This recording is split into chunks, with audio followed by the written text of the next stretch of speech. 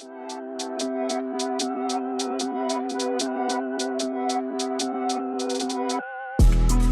video is brought to you by Cracks Only. The link is in the video description below to get the latest gear off their website. Whether you play football or you don't, there is something there for everybody.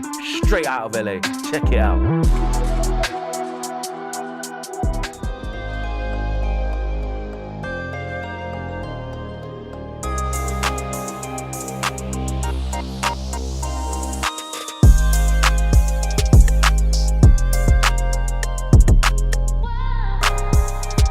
What's going on, guys? Welcome back to United View. Hope everyone is doing very well. Welcome back to another press conference reaction stream. Erik ten Hag has spoken to the assembled media at Carrington ahead of tomorrow's Premier League clash against Wolves at Molineux. Now, in terms of the timing of the press conference, they're a bit difficult to predict nowadays because a lot of the time they're at like 12:30. Sometimes, well, actually, I'll give you a bit of an insider scoop to how this kind of works. So sometimes those press conferences are actually recorded or filmed way earlier on in the day. I'm talking like 9 or 10 o'clock in the morning. Then they're embargoed until 12:30. And then sometimes you can't actually see the footage in its entirety from Manchester United until something like 1:45 or something like that. It can be a giant pain. But here we are. We're here to react. We're here to give you the quotes, the questions, the responses, and everything in between in this press conference reaction stream. So be sure to smash a like on the like button. Be sure to subscribe, bottom right-hand corner. As I mentioned, Manchester United travel to Wolverhampton Wanderers at Molineux tomorrow, 8:15 kickoff.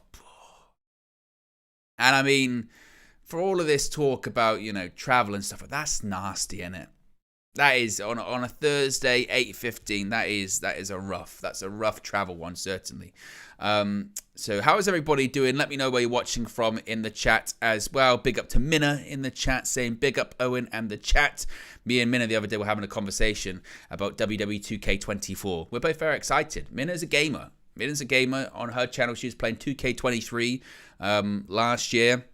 We're both going to be playing it. It's going to be a lot of fun. We're both very excited. So shout out to Minna. Big up to Minna in the chat as well. Anyway, you've come here for questions and responses. Of course, I know some people have the Marcus Rashford fatigue when it comes to, obviously, the off-the-pitch issues, the internal matter, the disciplinary issue and what have you. I know people are tired of it, but this was always going to be the topic of conversation, wasn't it, in this press conference for Erik ten Hag? And indeed, it was the first question that was put to the Manchester United manager. There's been a lot of talk about Marcus Rashford. What is the situation there, and what's his reaction been this week? Erik ten Hag said the following: "So he has taken responsibility, and for the rest, it's an internal matter. Case closed." Now, the next question was a bit of pushback. Like I said, once again, what was his reaction in training? And Ten Hag once again said, as I said, case closed. I wish I had some kind of like noise. I wish I had some kind of sort of sound that was like, you know, a door slam or something like that, you know, or maybe, is this it? Let's try this. What's this? There you go. Case closed. Done. Case closed, done. There's got to be something better than that, isn't there? Sort of case closed. Is it sort of, I don't really know what that would be. Sort of, what do you call it? It was called a gavel? Gavel. There you go. Case closed. Not as good. I thought that was going to be better. Let's try another one. Oh, wow. This is perfect. Case closed. That's the one I'm looking for. Case closed. Brilliant. Brilliant. Well, look, this is what happens when you're live. You can kind of just adjust to these things. Let's add let's make that a favorite. We're adding that to, there you go, UV sounds. So anytime in the future when there's an incident or when there's a fight and when KG and Flex are going back and forth at each other, you go, right, it's done, it's settled, you know, done. That's it. So Erik ten Hag said it's case closed, it's over, it's been resolved. And he got more questions, certainly in the press conference, regarding Marcus Rashford. And I suppose different looks at it, different slants at it in terms of why Marcus Rashford did what he did and why there have been other incidents outside of Marcus Rashford when it comes to maybe discipline at Manchester United. What's that a reflection on? We'll talk about that in just a bit. But certainly he says it's done. And that's kind of where I'm at with it at the moment as well. You know, it's done. It's over. It's been handled. I still, you know, if you were to ask me, oh, Owen, do you think that it was a suitable punishment.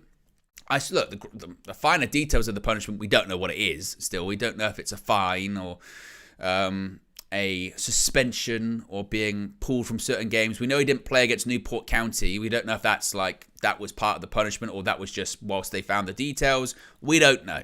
We don't know about all that kind of stuff. But Ten Hag says it's done. So indeed it is done. Now, next question was about team news for tomorrow's trip and who could be returning. Specifically, he was asked about Andre Onana and Mason Mount. Erik ten Hag said the following: Mason Mount is too soon, but Andre Onana will return. So, for all of the good work that old Ty Bayindir did at Newport County, I say good work. He was fine, a couple of moments maybe looked a bit edgy on the ball, but he did fine. It wasn't amazing. Conceded 2 goals. I don't think any were really his fault. The first one's a deflection volley, and the next one was actually quite a good team goal by Newport County, wasn't it really? So Andre Onana's come back. Andre Onana was always going to come back. That was always just going to be the case. Mason Mount, that's really the concern, isn't it? Because Mason Mount, out of action with a calf injury since... When did he suffer that injury as well? Actually, let's have a look. Mason Mount, when was the announcement made? Calf injury.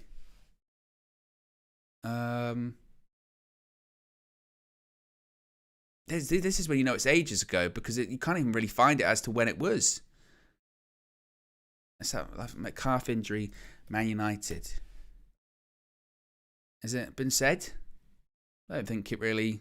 All I'm saying, when you type in Mason Mount calf injury, Man United, you just get stuff from December going, it's an injury boost. He's on the way back because it's been that long. November, maybe, I'm seeing, sort of late November, something like that. That's from the Daily Mail, says late November. And did injury blower, 60 million man, Mason Mount is set for a month out with a month with a calf strain. It's a heck of a strain. Late November, isn't it? So Mason Mount's still not ready to go. Mina says September. Fuck. Mason Mount transfer mark. Let's have a look. We'll do this. This is what's good when you're live. Oh, go away with your bloody cookies. Honestly, I've had enough of the cookies. Trust me. Here we go. Injury. Unknown injury. Well, I thought it was his calf, isn't it? Where do you see the injuries? Someone could probably just do this for me at this point. This is where I sort of give up. November? People are saying November. It just says just unknown injury.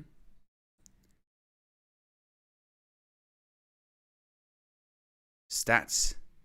Injury history. We get there in the end. Come on. Right. November. It was November. Mina saying September. You've added a couple of months onto it, Mina. How dare you?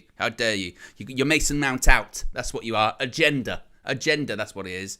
But November 24, 68 days, has missed 13 games. 13 games has Mason Mount, and still not on the road to recovery just yet. He was out in September, in August to September with that one. But so far this season, he's missed 19 games. 19. For comparison, last season, for Chelsea, he missed 1, 6, 13. So he's already missed significantly more. Just in this injury alone, he's missed as many games as he missed last season with Chelsea. And he's missed significantly more. That's concerning. That's very worrying. And I know that Flex has been very much on the situation of, I think Mason Mount, it can work. I still got faith. You don't want to write him off and what have you.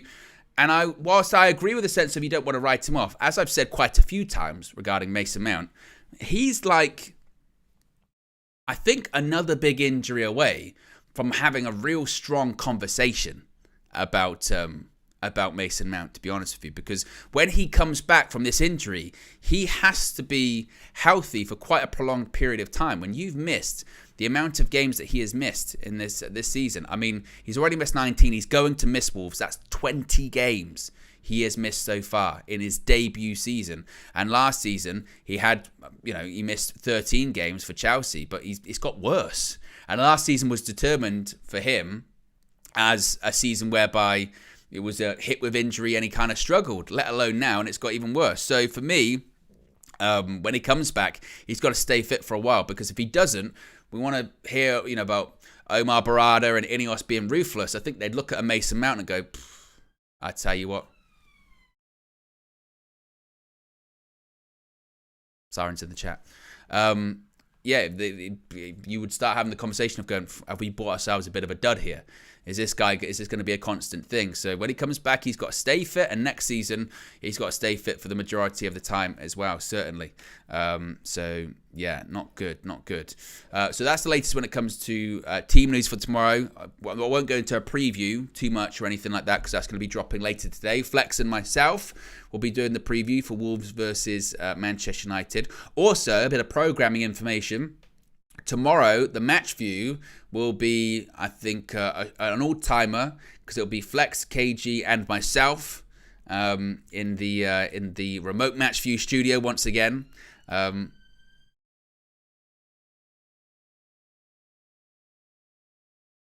got a double OWEN siren, which is good. I mean, maybe it's because I was pressing all of these sort of law sounds all the time. Maybe. I swear it happens more when I'm live as opposed to when I'm not live. That's how crazy it is. They wait. I think they wait, is what it is. It is a disgrace. An absolute disgrace. But actually, a bit of positive news. And this, strap in, guys, because this could be the biggest jinx you've ever seen, right? But I got a message earlier today, a couple of hours ago. I got a message from Virgin Media. Oh, yeah. I got a message from Virgin Media telling me that all of the problems, they've been fixed. Now, we'll see. We'll see.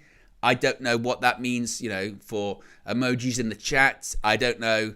I mean, if I could do the Kenny fireworks, I would, but I don't know how to. For me, I can just maybe sometimes do a thumbs up, and I still don't know how that even works. See, I can't do it now, but that's what they're saying. Whether or not it's true, I mean, I'm kind of waiting, for some form of other message to follow it, being like, I forgot to tell you. Yeah, I lied. That could be coming in the future. But as of right now, that's what they've said to me. So if that's not worth a like, I don't know what is. Next question was, once again, about, you guessed it, Marcus Rashford. Talking about, despite what you're saying, case closed. There we go. We got there in the end. What does that say about players, the respect they have for you and the club? And Erik ten Hag responded to if what has been happening this season, in the case of Rashford and others, if it was a lack of respect. He said the following. He said, it's nothing to do with that, but as I said, let's focus on the game. Let's move on. The statement is clear, and we have to focus on winning football matches. So Ten Hag saying, nope.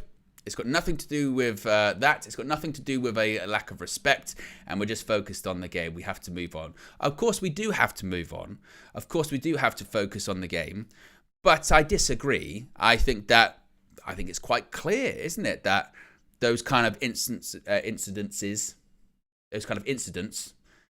been a long day, happen due to a lack of respect, isn't it? And that's not necessarily maybe for Ten Hag. In some cases, it might be.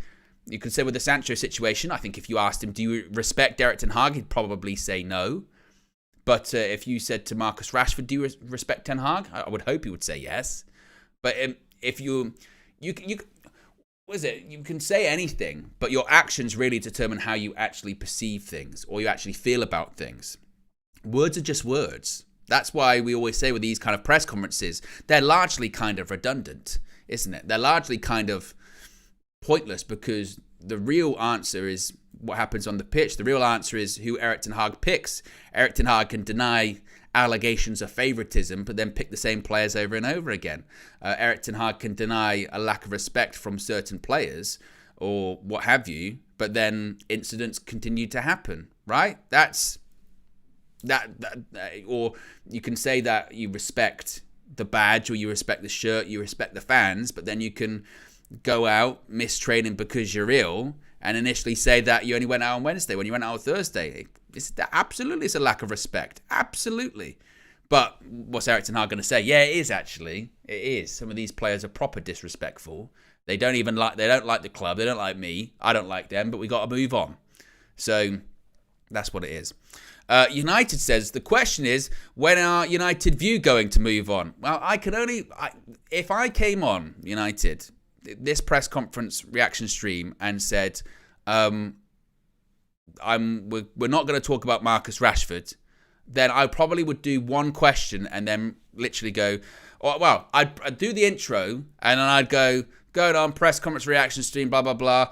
Team news, Mount Onana.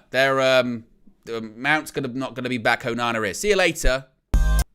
It'd be very quick. It'd be very, very quick. I'd be like, wow, that's the thing. Most of the questions were asked about Marcus Rashford.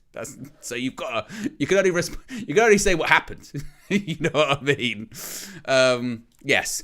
So that was about respect. The next part was about discipline and saying, do you think it's about discipline then? A lack of respect or anything like that? Is it about discipline? Are you imposing the right discipline on football matches to win football games? And Ten Hag was saying, quote, nothing to do with discipline. So it's nothing to do with respect and it's nothing to do with discipline with me, but in football, you need discipline.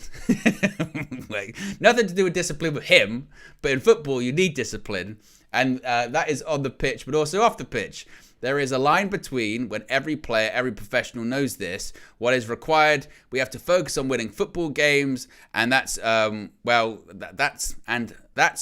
matters. And every top professional knows what is required. The transcription is tremendous. So it's not about discipline, but you've got to have discipline, or a lack of discipline, but you've got to have discipline. I suppose. I think that's maybe what he's saying there. Of course, you have to have discipline to be successful. Of course, to be a top professional athlete, you have to be disciplined and you have to make sacrifices. And that's not to say that a lot of these players haven't. To get to the stage that they're at, a lot of the time it doesn't happen by a fluke or anything like that.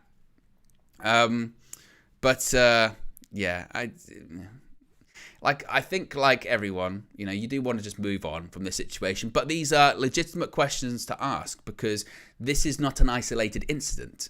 Not only with Marcus Rashford, but just the squad in general. There's been a lot that's happened this season. There have been discipline issues in that squad. When Erik ten Hag came in, there were discipline issues in that. I can hear it. I can hear one coming. Sirens in the chat. This is the worst one, yeah. When there's one far away, and you can hear it coming.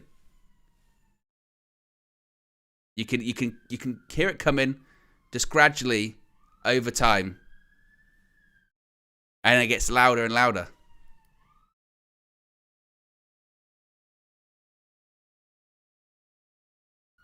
Well, wait.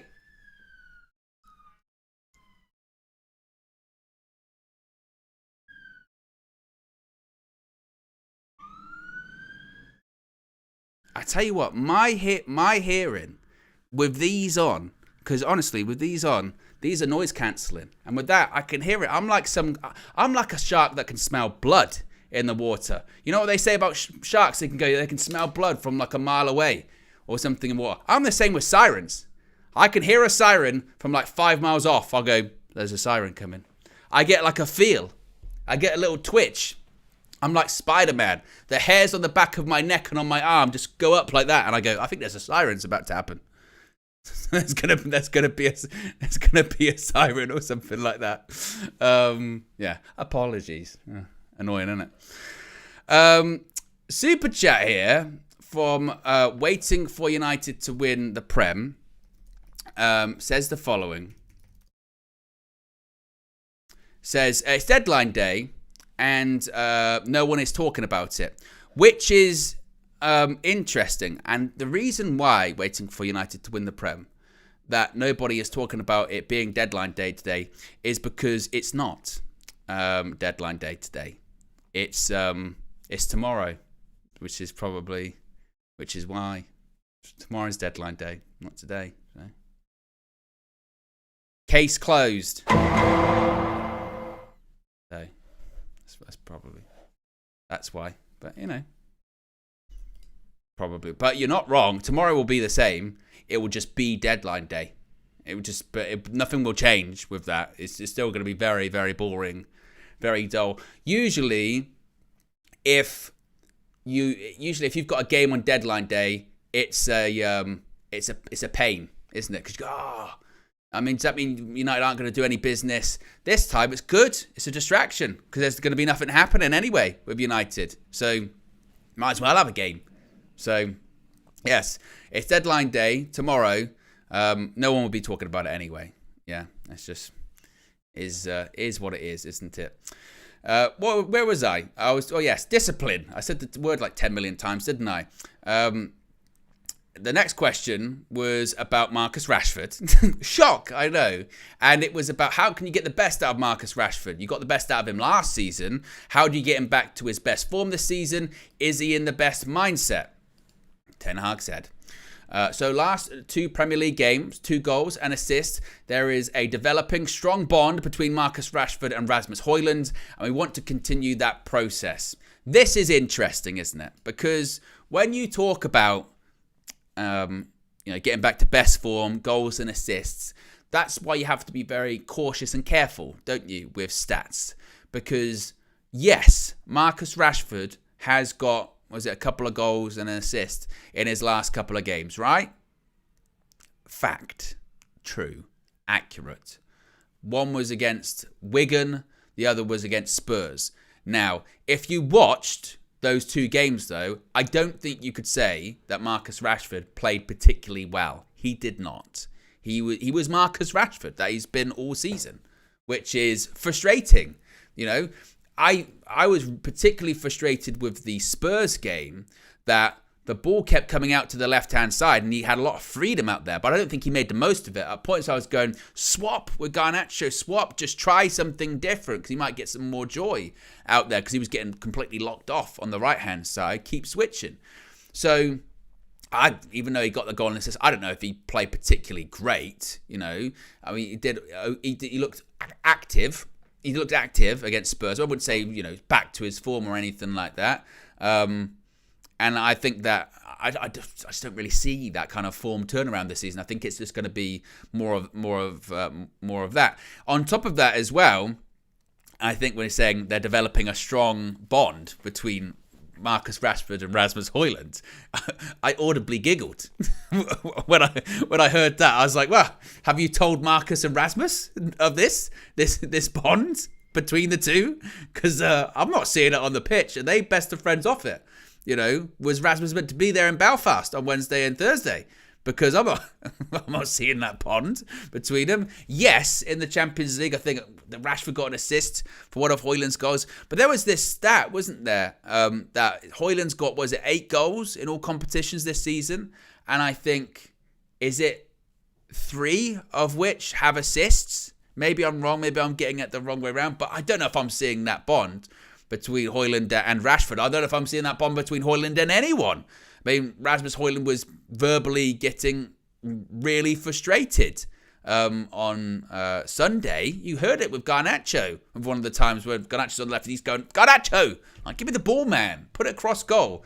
And in the instances sometimes when the ball does go across goal, it's like up here, fizzed across. It's one of those ones where it looks good. You go, I was in a good area, but there's no one there. And it's never going to get towards anyone.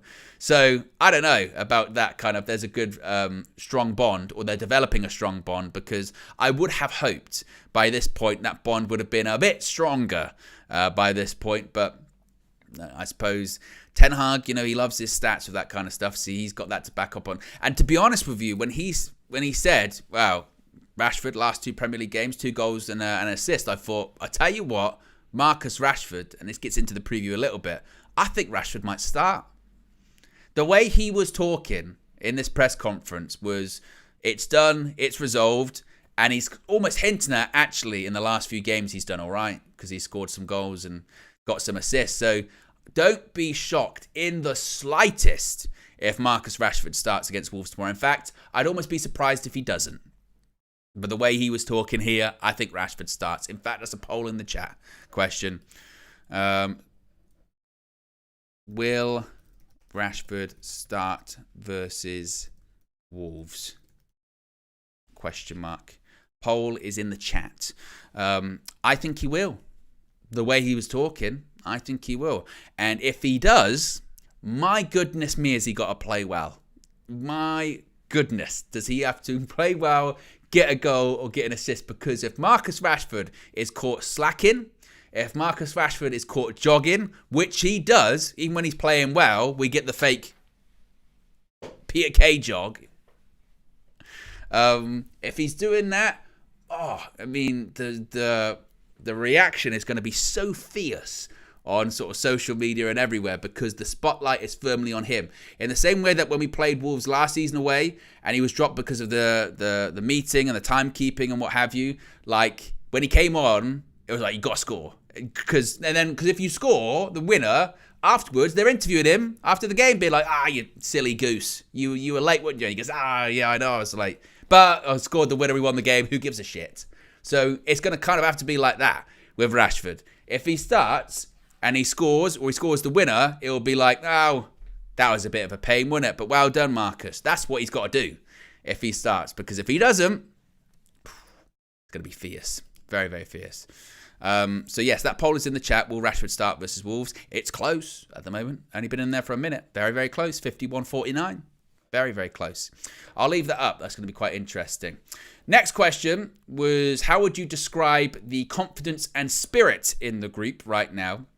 Ten Hag said, we are quite confident, and on our best days, we can beat anyone. On our worst days, we go down to certain limits of what is not acceptable, so we have to push our limits to high levels, and on our worst days, get our results in. Everyone in the squad is very convinced about this. They know players are coming back from long-term injuries, and the team will be stronger. It helps the motivation, and helps the mood and the spirit in the team. And I think that answer is quite interesting by Erik ten Hag, because I do tend to agree. If Man United, we did see it last season, play to their best, they can beat anyone, because they have. Now, to beat that anyone, they kind of have to be at home, because they can't beat anyone away from home, even at their best. We've still yet to see that, the top teams. But it's interesting that even Ten Hag acknowledges that, and on our worst days, we go down to certain limits of what is not acceptable. And I was like, certain limits on our worst days? I don't know. So, it's quite interesting that he's saying that, we're very confident and we've got good spirit, but we can, on good days, beat anyone, but on worse days, we'll just lose. And it kind of in that, and it kind of goes into the next question, I suppose, goes into like, you have no idea what to expect from Man United. I think tomorrow, Wolves away, not going to lie, very, very nervous about it. Not nervous, because I think it's kind of got beyond that with sort of this group of players, hasn't it? I'm almost more in the territory at this point of I kind of know what to expect versus don't know what to expect, to be honest with you. Sort of last season, away from home in particular, you didn't know what to expect, because if it was a top team, probably lose. Against those sort of mid-table to sort of lower table teams, most of the time we won, but you never know, because it was United. At home, you knew exactly what to expect. Unfortunately, tomorrow, Wolves, who are a decent side, Gary O'Neill, I really like as a coach. I think he's a really good coach, and he's spoken a few times on Sky and what have you, and I think he's very good. My worry is that these kind of games, like we've seen at West Ham, or we've seen at Forest, you kind of do know what to expect away from home with Man United, which is not great. Or it might be for 25 minutes, pretty good, need to score, don't score. Eventually the game sort of trickles out and we lose the game 2-0 or something like that. That has happened with United several times. So I put it this way, I don't think Wolves will be worried at all about Man United coming to Molineux. In fact, they'll fancy it. Absolutely. It's kind of wild, isn't it, that you're in a situation where probably like a Wolves fancy that game more than United do. They'll be like, I could beat, of course, beat United at Molineux. Well, why not? United don't know that. And as the Forest team said in the little huddle before the game, they don't want to be here. That's what it will be like again. And even Ten Hag knows that. Ten Hag knows that, well, on our best day, you can beat anyone. On our worst day, we'll just sort of crumble and fall apart, to be honest with you. So, yeah, I mean, this will sound terrible, but if we do pick up a win, a quite decisive win, a bit like, when we played Everton away and we beat them 3-0 and like we were all shocked. The last 10 10 minutes of the game and it was 3-0 and we didn't have to worry about late drama or a last minute decision or just something being out of the norm, it was weird. We were all like, that's odd. This doesn't feel right. This feels a bit strange, doesn't it? Oh, and that will kind of be the same tomorrow. If we sort of, 2-0 up. To be honest, even if we were 2-0 up 60 minutes, I'd still be looking at that going, this game is not over at all. It would only be until even 80 minutes, you'd be like, this is not over. 85, you'd be like, I think this one might be over. But then if they scored with that 5 minutes to go, you'd be like, this is absolutely not over at all. So I just hope we can get to a point with these sort of players coming back where it's a bit less just, again, chaotic or predictable in the bad way, certainly. So that was the confidence and the spirit in the group as well. This was quite an interesting one as well, talking about if the team is more stable than before. And Erik ten Hag said, because the question essentially was, matches, they can go up and down, as you've just said, but now do you know what to expect? Is the team more stable than it was previously? And Ten Hag said, every game we have to see as a final, and every game we have to get the best out of it. And this team has so much experience. They know that. I'm quite positive now we have our players back, so need some match rhythm, but the line into this game is quite good. They had a friendly game, now a cup game, now going to the Premier League game. The build-up is quite good for those players, so now we have to make the next step so the individuals get back into their best form. So really, when Ten Hag is kind of saying this stuff, you kind of got to win tomorrow. You kind of got to win this weekend, because his point of view is, well, now we've got players back. We had a friendly game, which they lost, but that result really doesn't matter. I thought the outrage around that was just ridiculous. But, you had the friendly, had a cup game against a lower league side, and now a Premier League game. So you've had half-decent rhythm for some of these players back. It's not their first game back or anything like that. So they should be ready to go. And we should be winning, basically, is what he's saying. Because if you say that kind of stuff and then you go to Wolves and it's just the same as it has been at West Ham or Forest recently, which is pretty toothless, you would go, well, now what? Because the players are back. Now what? Because the players have played a couple of games. Like, what are we talking about now? So he's pretty confident that the players coming back are going to make a big difference, which goes into the next question, which was how important to have those players back in the squad, players coming back for long-term layoffs. And Ten Hag said, clear. We know we have to catch up. First place, players know that the team will be stronger. When you miss players in crucial positions, it weakens your stream, especially when you have to swap every game. Doesn't help the routines, and we have seen some misunderstandings, but now it's keeping the players fit. Second is to get into better form, and third, when we get the results, will be better. So again, he's saying the players are back, we're going to play better, and hopefully we're going to win games. That's certainly the line from Erik ten Hag. Whether or not that happens, time will only tell. My concern is, as I've said before, that, we have seen at some point, we haven't seen the strongest team together that often this season, obviously, if at all. But, we have seen when all these players have been back at different points, nothing really change that much. And when that team was selected against Newport, I think universally everyone was like, great, that's the strongest team pretty much we've been able to name all season. Fantastic. And we were 2-0 up after, 20 minutes? It was like, good. Right, we're going to build some momentum now, and then bit of a wobble. Again, certainly, wasn't it? Bit of a wobble. But maybe that's the FA Cup. Those things can happen. As Ten Hag says, get a bit of rhythm going, get some results on the board.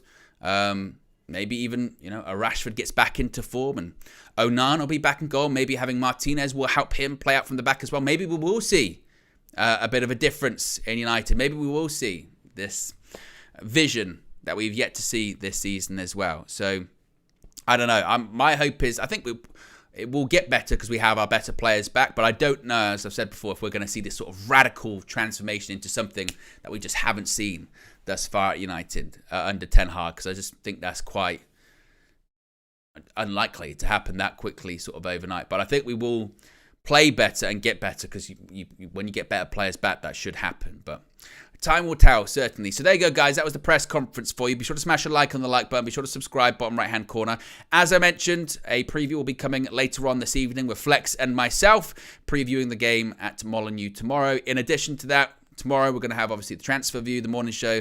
Then we're going to have the typical match day experience. So obviously the match view, the fan views, the full-time view, all that fun stuff. So if you haven't already, be sure to subscribe, bottom right-hand corner. You know what to do. Anyway, guys, I'm out of it. Have a good one, and I'll speak to you again very soon. Peace.